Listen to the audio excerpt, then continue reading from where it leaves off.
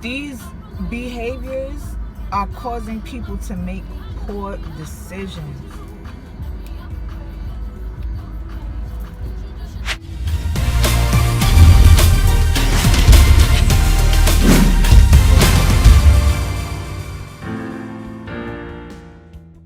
I try so hard to dot every I and cross every T and not go back to the person I used to be. And sometimes, even when I'm on camera or on this phone, whatever, y'all will see me revert right back to the person I am. You could just hear by the way I'm talking. That's when you know, that's when I switch real quick. Then I'm like, damn, I didn't protect my own peace. Then I'm like, you know what, let me show them this so they could understand why I say what I say. I want to talk about something, right? Come on and unwrap your gifts. No, you can't find it in stores. Some tailor-made for you. You know something I didn't realize? Like, something that just doesn't make sense to me, first of all. So back in the day, right, we know certain races had to deal with the unimaginable, right? But as a collective, the entire world was void of all the technology and science and just everything we have now. So when I talk to my elders, if I have a toothache, for example, I'm told to resort to warm salt water, right? When someone had a cold, they told you to take a laxative. I wonder when's the last time I or anyone else took a laxative. Because in being honest, I haven't taken a laxative in years. But that's something elders believe in because they feel it will suck the toxins that have you sick. It'll suck you out. And it worked for them until, you know, science and technology helped create something else. I just wish, like, in a perfect world, we would be able to incorporate or infuse them in each other. Meaning, we could use the older rituals and the older methods of getting better and so forth for our everyday lives. Like, I'm heavily immersed in, and I just saw 222. I'm heavily immersed in things that I watched as a child, things that I watched and never thought I would see again, right?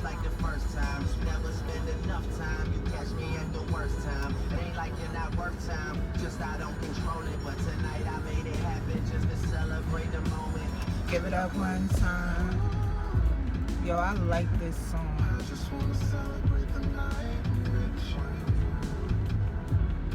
But yeah, you know, I am outside of old stuff. Well, I've been my rule for my New Yorkers all day. Like, I just enjoy hearing fellow New Yorkers talk because it's crazy to me how much we all sound alike. That just is crazy in a good way, if you ask me. So, like, I watch, I'm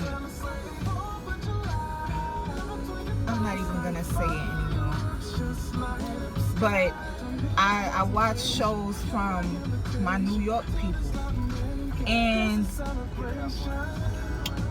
I'm heavy on the King of the Hill. Truly, I feel like that may be where I got amazing from, because they say it so much, and I remember watching that show so much. Like, there's no doubt in my mind I learned certain things from there. Like, and it's crazy to me that it comes up in my vocabulary. I would encourage everyone under the sound of my voice to go back in time real quick and listen to things that were a part of your adolescence, your young adulthood, your childhood, things that you may have not thought you would ever see again, right? Because God only knows, I could have never imagined watching King of the Hill again. Never. Like, I'm not heavy on, so I haven't really been watching like that. It's been years since I even logged in. So I logged into it because I saw King of the Hill on cable. So I'm like, oh my God, I would like to start from season 1, episode 1, like I do with everything, right? So lo and behold, I found King of the Hill, and I'm watching the series a second time. But I think what's so crazy about that, now that brought back even more memories. So now I'm watching the Wonder Years. Like, yo, anybody that is close to the age of 30 knows exactly what the Wonder Years is. And that was an amazing show. And that kid, he was an amazing actor. Like, I just wanted to just pinch his cheeks, just kiss his little cheeks. He looked so cute. And he was so, I don't know what to call it, but like a wise guy. He reminded me of like I can't think of the right word that is used to describe dark men, dark Caucasian men. I heard it on the Golden Girls, and I'm itching to know what that word is. I'll find out. But he reminds me of like that burly Italian man in a little boy's body. It's so cute. But that show is good, and it teaches you a lot. And for people who have kids that are teenagers, that hopefully still have a little bit of innocence in them. Right. How you gonna win when you ain't right with them? Come again. Come again. You know, if you have any kids out there that would sit through that show, they will find it interesting too, because it also triggers their memories, but they are closer to that period of junior high school, if not there currently. So it's like seventh heaven for both of y'all. Like, yeah, we love it together, we watch it together. It's amazing. Then all these other shows started coming up. Blossom, like, yo, I can't tell you the last time I watched Blossom. Like, yo, it's been so long since I saw that show. It wasn't even in my vocabulary. This traffic is ridiculous.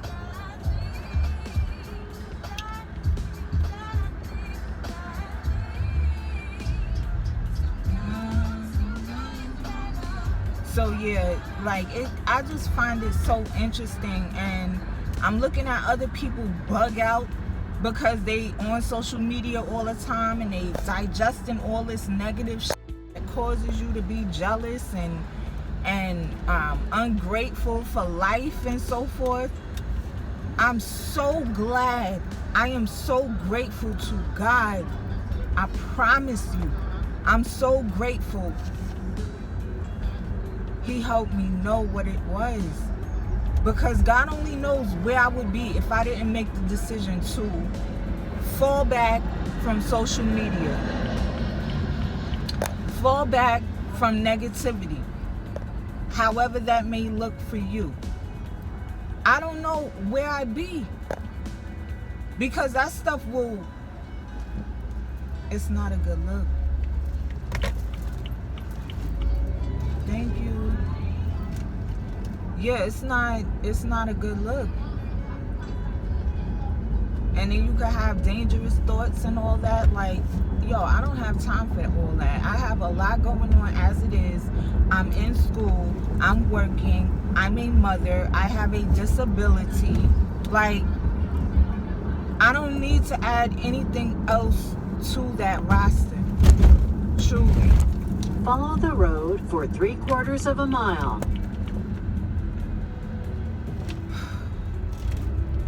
I don't need to, and I don't want to add anything else to that. Like, I feel like that's more than sufficient.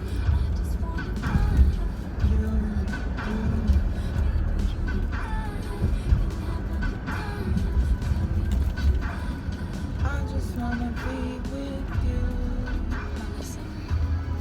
you. Yeah, so my day consists of a lot of prayer. A lot of prayer. And I want to say something to anyone who may not be aware, because I wasn't aware. And whenever I talk, whenever I say anything, I'm speaking to the younger me. Now, that younger me could be yesterday, as recent as yesterday, or as far ago as 10 years. But if I am feeling past and present tense certain emotions, I know for sure there's somebody else out there like me. So I didn't know for a long time. I mean, it took me more than 30 years to figure this out. Prayer is more than just saying your prayer when you eat, saying your prayer before you go to bed. And it's more than just what we hear. Our Father who art in heaven, hallowed be thy name. Thy kingdom Prepare to come. bear left. Thy will be done on earth as it is in heaven. Give us this day our daily bread. I can't remember it, and I wish to God I could, because my grandmother used to make me get on my knees and say that. On my knees. In 700 feet, bear left and continue following RT-27. She would be like, repeat after me, Jossie. Our Father, who art in heaven, hallowed be thy name, hallowed be thy name. Like, I remember that. But anyway, I didn't realize there was no special way one needs to pray. There's no special time one needs to pray. There's no special reason, person, place, or thing one needs to happen or experience to pray. You can literally pray whenever you want, however you want. And you want to know what else I noticed on these shows? Well, y'all know I love I'm telling you, the shows back then were lit. Like, and now I feel like that's why my advancement is higher. Bear left. So in 1/4 of a mile, on bear Touched by an right toward Angel, Cross Bay Boulevard. The lady Monica comes and she's always like, I'm an angel sent by God. He has a message for you. He wants you to know, da-da-da. And some people will be like, well, God forgot about me. Bear right. God doesn't care about me. Why did he let this happen? Why did he let that happen? And you know, in 700 I guess feet, turn right onto Cross Bay Boulevard. I guess that's what's set me slightly apart from the rest. Because, like, for example, when I was diagnosed, I didn't ask why I inherited or why I was diagnosed with MS. I asked, even when I done been through addiction, I done been through sexual assault, violation on all fronts, things people couldn't even imagine, because I guess I make it look easy. I don't know. But nonetheless, even through those times where my head wasn't on straight and so forth, I still never asked, why was I diagnosed with MS? Never asked that. Why me? Well, let me rephrase that. I never asked, like, why me? I did, however, ask what I'm supposed to do with that.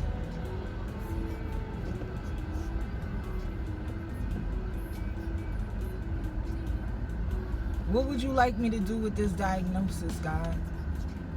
What is the point in it? Why did you give it to me? What am I supposed to do? That was always my question. Some people get upset when things don't go the way they feel it should go, and as a result feel like perhaps God abandoned them, or whatever they call their higher power. They feel abandoned by that higher power. And I guess I can understand why someone would feel that way.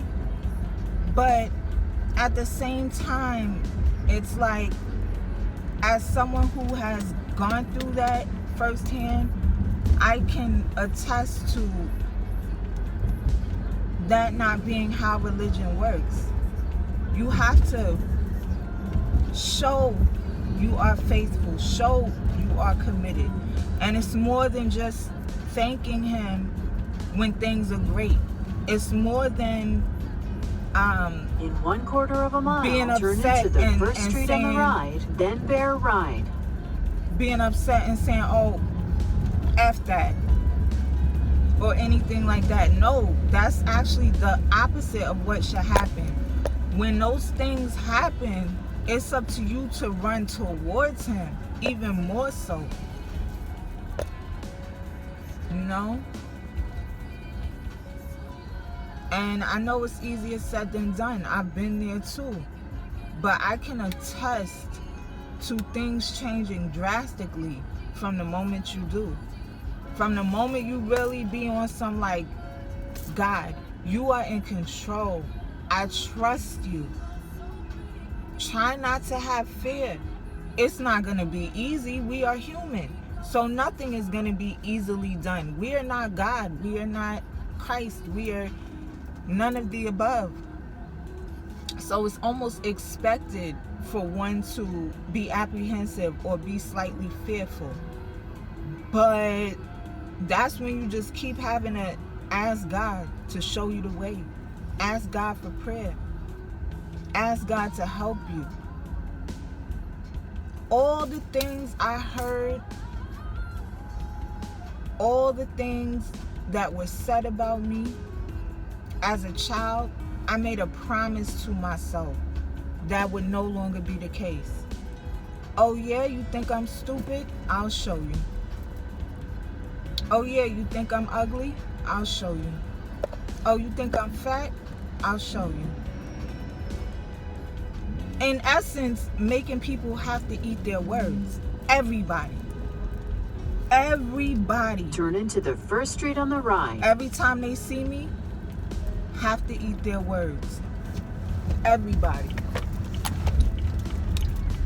But that should be okay, right? We were all kids at the time too, you know? So it seems to happen with all generations. Like, what do you expect?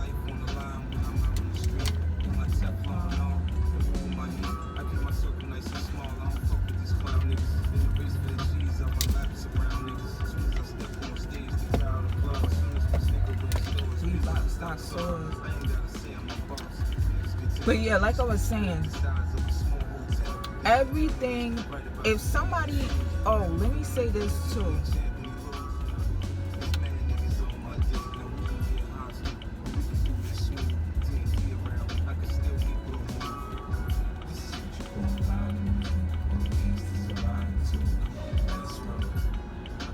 So yeah, when somebody has something to say about you that may tilt your crown, may make you a little upset, whatever, it is up to you to prove otherwise.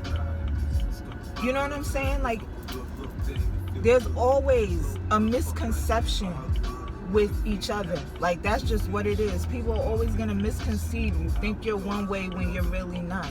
In all reality, I'm the coolest person a lot of people I know will ever meet. I'm the person that will find a resolution to your problem, will be there when you need me, even when you don't reciprocate. That's the kind of person I am. Am I perfect? Of course not. Do my goods outweigh my bads? Absolutely. They're right. So with that said, like, the only way for me to prove Turn right. naysayers, if you will, was to move in action. Make things happen. Make people have to eat their words. When someone says something about you that you know isn't true, it's no point to having a back and forth feud or an argument to conjure someone else's belief. No, you show them. Don't tell them, show them. Oh, you think I'm difficult? You think I have an attitude? You think I'm nasty? Okay, well, people love me all over the world. And now everybody knows the truth. Everybody knows the truth. You still feel that way?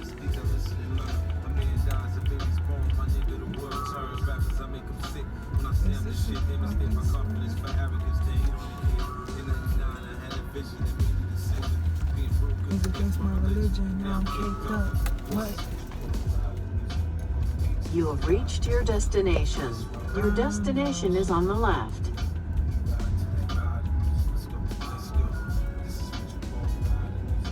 Years ago on this channel, I said, like, I'm not going to tell anybody. I'm going to show them. Show you how to love me. Show you how to respect me. Show you what kind of person I am, how I give it up, how I stand alone. Not because I want to, but because I was forced into this position. Now I'm sitting kind of comfortable, I must admit. For a long time, I was uncomfortable being alone, which is why I used to tolerate a lot of BS. And I know it's a lot of women out there like that too. Maybe some fellas, I don't know. But I know for sure it's a lot of women out there like that. Because no one likes to be alone. Nobody likes to chill by themselves and so forth. That's the best place to be. Because that's when you're going to have all your ideas. That's when you're going to learn. That's when you're going to be able to focus. You're not able to do that when you have another being with thoughts that may or may not even be true, that are now going to be ingested by you, that could be negative, could be harmful to your spirit. Is it really worth it in essence? Of course not. Of course not. So, learn how to be alone. Learn how to be alone. Use Rona as an experience for you to go and be great. Be somebody nobody even knows anymore. Not in a bad way, in a great way, in an amazing way, in a way that's beneficial to you and your family, yo. Period. And everybody that is stuck in that rut of stagnancy are gonna be upset with you. But that makes you know, never mind. Because what you're doing is for you and your soul and your family. Period. It's not about making friends and what you can do and who. Nah. Those days have to be long gone. Especially once you get to a certain age. You know?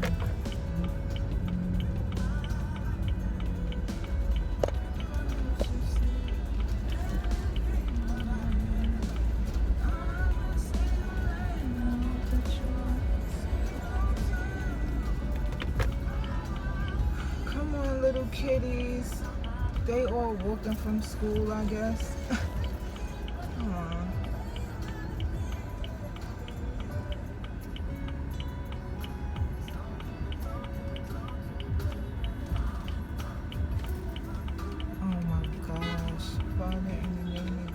Jesus, I pray for a close spot. In Jesus' name, God, please let me have a close spot.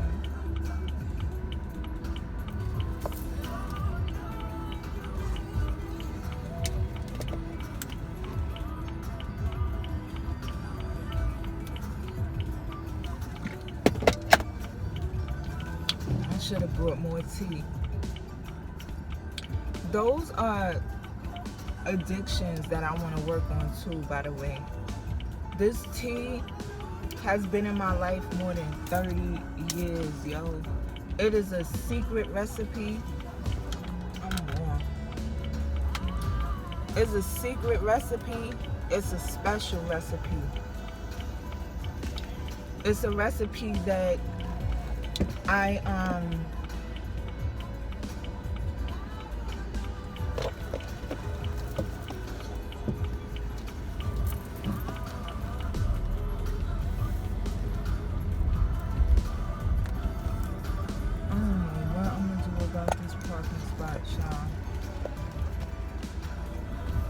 It's a recipe that has been handed down to me from my grandmother, my great-grandmother.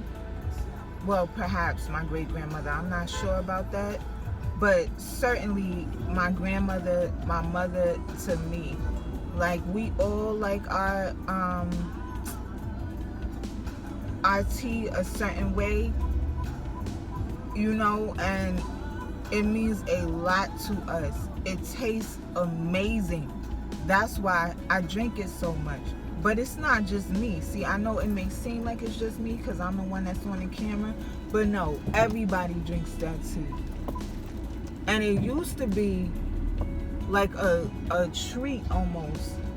Like a reward almost. For my grandfather, who would work 2 jobs. He would bust his butt. And then when he would come home,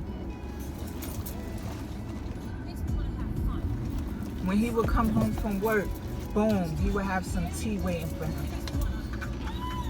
Let it go.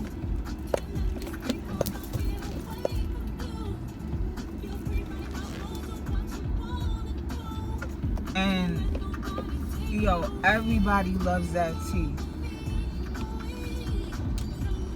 It only made it easier for me when I started, well, I've been working.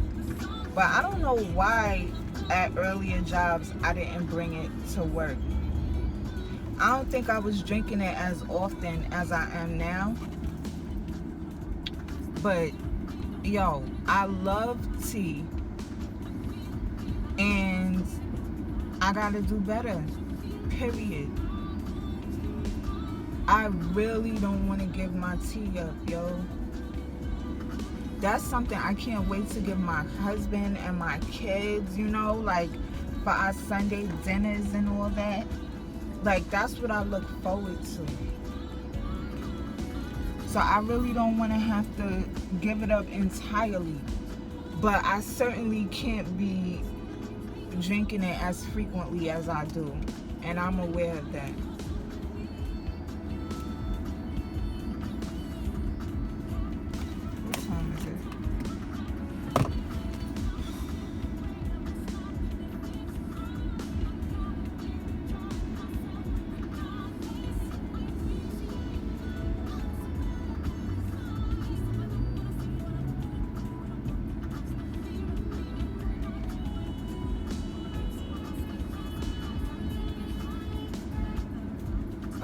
That's another thing that gets on my nerves. So, another thing too, right? Life, some people don't have patience. And I've been there. You know, I've been in a time in my life where I was beeping my horn as soon as the lights turned green. I was speeding, bobbing in and out of the lanes. I was getting aggravated if somebody didn't do things right away. Eventually, I learned there is no reason anybody should be rushing to do anything. That is not normal to expect to do everything expeditiously. That low-key creates an unconscious anxiety for the person within without even realizing it. So much can be said about the way we behave. You don't even need to listen to the words coming from anyone's mouth. You just need to watch their behavior. Facts. Oh my God, are they coming out? Father, in the name of Jesus.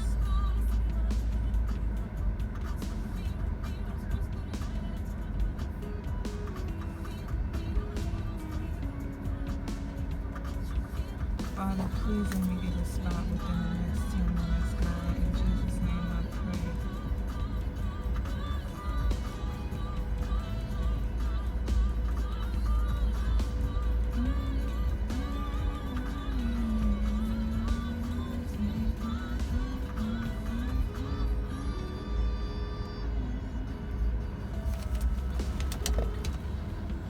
Yeah, B. Tokyo.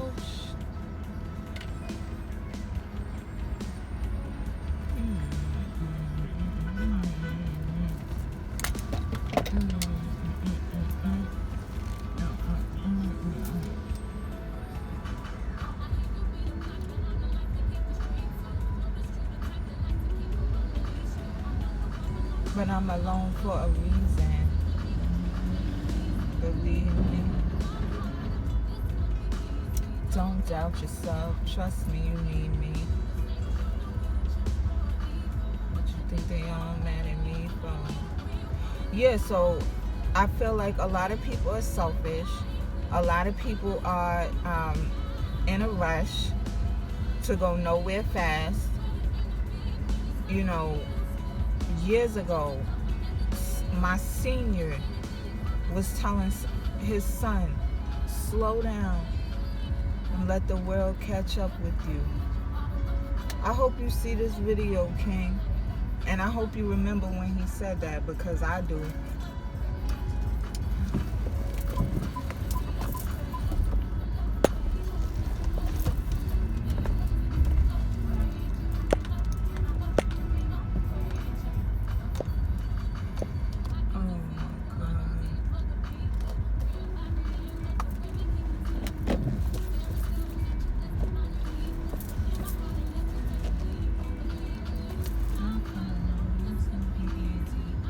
See, that's what I'm talking about. Like just now, there was somebody who knew good and damn well he saw me parking. But what does he do? He continues to speed towards my car. Now, what if, for any God-known reason, something happened where I wasn't able to move at the speed he anticipated in his mind? What if I were high? What if I were drunk? These behaviors are causing people to make poor decisions.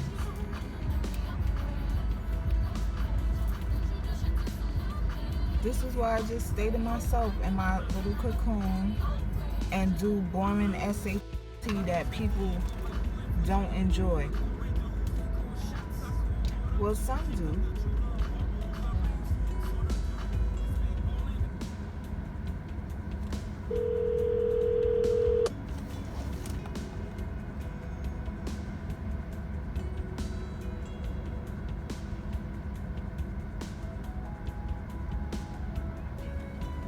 Hi, it's Jocelynne. I think you just called me.